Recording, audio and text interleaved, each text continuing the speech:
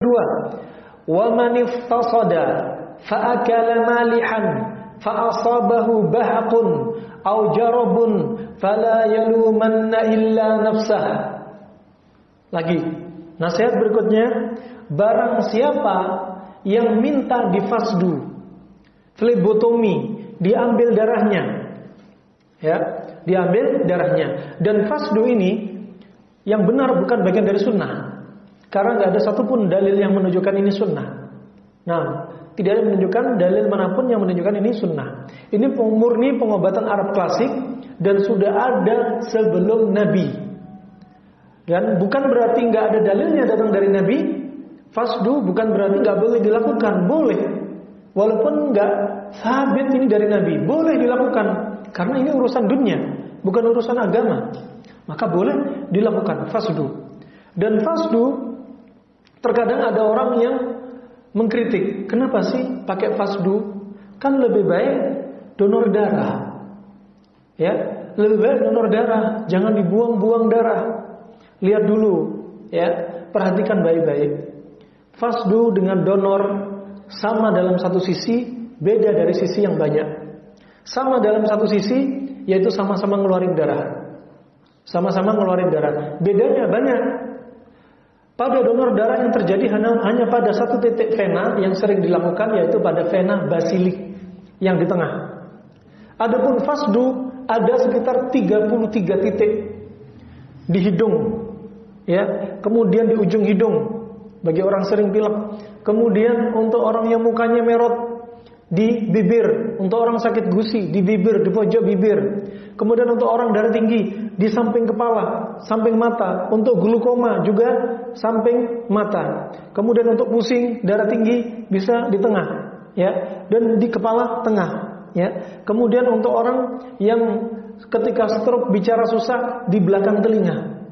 Nah, kemudian masih ada titik untuk basilik disebutkan bagus untuk titik yaitu menguatkan limpa dan menguatkan liver. Adapun titik yang berikutnya titik qaifal yang menjular dari jempol sampai atas, sampai pinggir luar, sampai lengan atas, itu berfungsi untuk menghilangkan uap yang ada di kepala. Uap yang di kepala ini kalau berlebihan dalam kedokteran klasik akan menyebabkan stroke, akan menyebabkan vertigo, migrain dan lain sebagainya.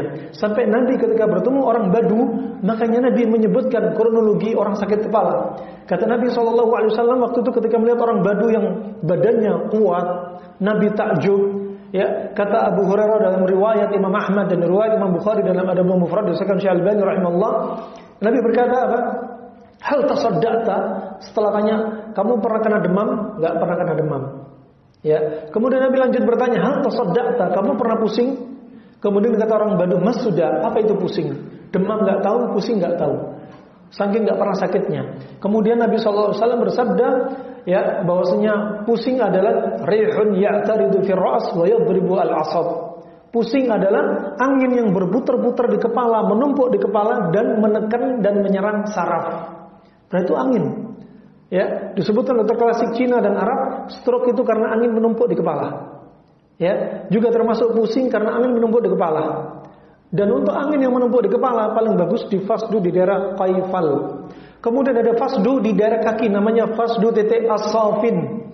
Bagus untuk orang yang mengalami varikokel. Ya, pada masalah yaitu kaum laki-laki. Ya, dari saluran kaum laki-laki. Juga bagus untuk mengatasi masalah di rahim. Juga ada titik irqun nasa untuk mengatasi ischialgia. Kalau pengobatan dari Nabi ischialgia, obatnya dengan ekor kambing. Kalau kedokteran Arab klasik dengan fasdu pada titik irqun nasa.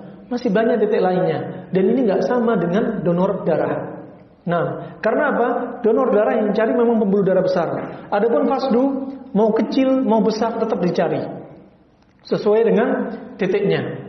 Karena ada sebagian pembuluh darah yang kecil tidak bisa pakai jarum, ya, untuk jarum donor nggak bisa, tapi pakai pisau fasdu atau jarum fasdu, dia lebih kecil dari jarum donor darah, dia bisa keluar. Nah, ini banyak bedanya. Kemudian pada kasus donor darah ada kontraindikasi. Seperti siapa? Orang yang tensinya tinggi nggak boleh donor lebih dari 140. Orang yang kolesterolnya tinggi nggak boleh donor. Orang asam urat tinggi nggak boleh donor. Orang kencing manis nggak boleh donor. Orang HB dia 18 nggak boleh donor. Kemudian orang yang darahnya ada virus nggak boleh donor. Orang habis kena COVID nggak boleh donor. Nah, ini nggak boleh donor. Sedangkan ini penyakit orang yang rata-rata tinggi, termasuk penyakit ekses.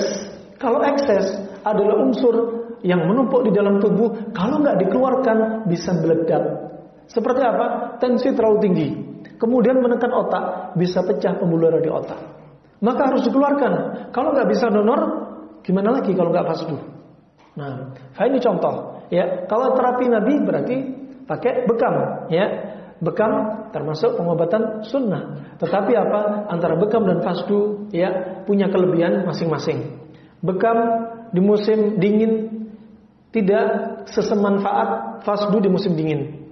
Ya, bekam sangat cocok di musim panas. Karena apa? Kalau musim dingin pembuluh darah kapiler menyempit sehingga bekam tidak maksimal. Adapun fasdu di musim dingin tetap manfaat karena yang bisa jadi sasaran adalah pembuluh darah vena. Subhanallah. Ini beda-beda, ya, nggak bisa disamakan. Makanya yang nggak suka fasdu cukup jaga lisan, nggak usah banyak protes.